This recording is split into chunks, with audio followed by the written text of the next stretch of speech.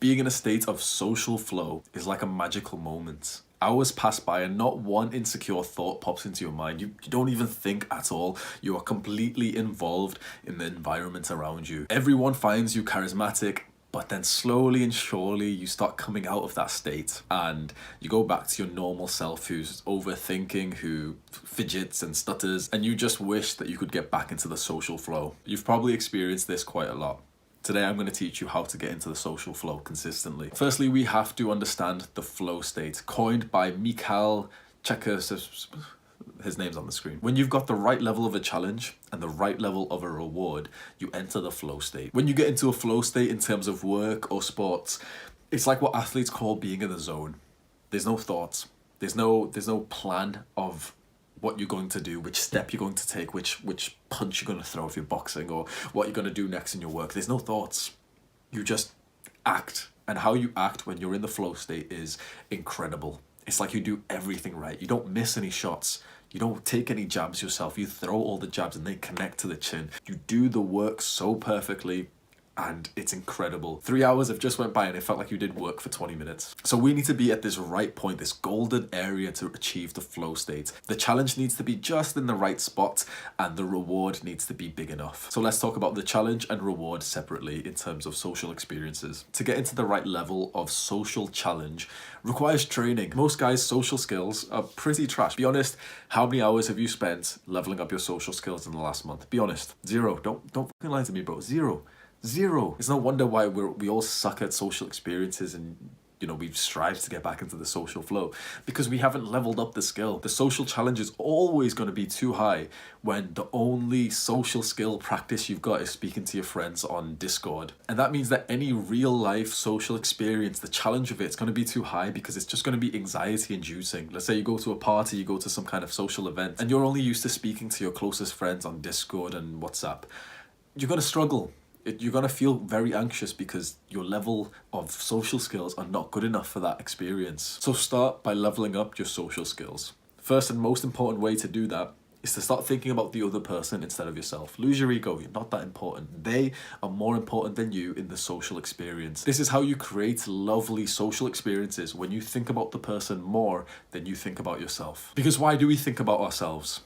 We only really think about ourselves because either one, we've got a massive ego, which I don't think most people are there. But the second one, we've got insecurities. We're speaking to someone new and, she might be looking at my nipples, bro. I've got some bitch titties. She might be looking.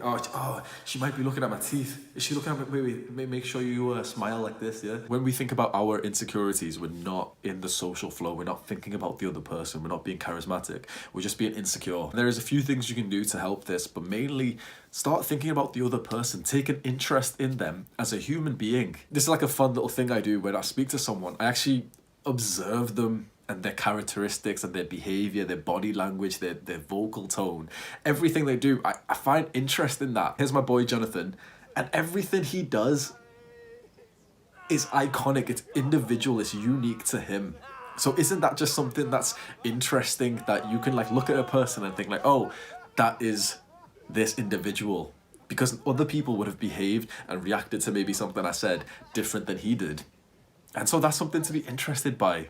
Observe your fellow human, because it's kind of like people watching, but on a deeper level. Books like How to Win Friends and Influence People by Dale Carnegie and The Magic of Thinking Big by David Schwartz, they help incredibly with social skills. Yes, it is a little bit weird reading about how to interact with other humans, but if it helps, then why wouldn't you use it to your benefit? How to Win Friends and Influence People skyrocketed my social skills, and actually very quickly. I made a Skillshare class on that where I went through all 30 principles. I told you what was in the book, so you don't really have to read the book if you watch the class. And also I told you an example from me and a piece of advice from me on every principle. It's an hour long. It's on Skillshare. Go to the description right now if you want to watch it and click on the Skillshare link. So the higher your social skill level, the harder the challenge that is at the right level for you. So if you're untrained and you don't have great social skills, the challenge that you can take is actually very low. But as you level up your skills, you read these books, you try to approach strangers in public and just talk to random people as you walk past,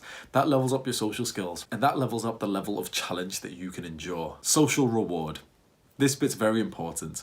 You're more likely to get into the social flow if you perceive the rewards of this social experience as high enough. With friends that you've had for years, the social reward of that is quite low because you've had conversations with these guys 500 times. So the next conversation is not going to be exactly so rewarding compared to speaking to a new girl you've just met for the first time, or being in a party and speaking to 10 people there. The reward of these situations is far higher. But obviously the challenge of these new situations, speaking to a girl you've never met before, being in a party, the social challenge of those situations is far higher. And this is why we have to start with leveling up our social skills first. And this works out easier than you think. If you focus on leveling up your social skills first, actually giving it some time and intention of your day to actively think, how can I be better in social experiences? How can I treat my fellow human better? You will make more friends and get more invites to social experiences. And you'll probably even get the confidence to invite people to the social experiences that you host yourself. These new experiences are slightly more challenging, but now of course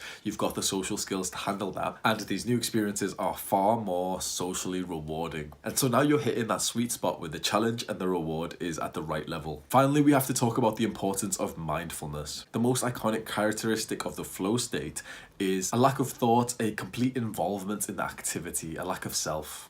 That's mindfulness.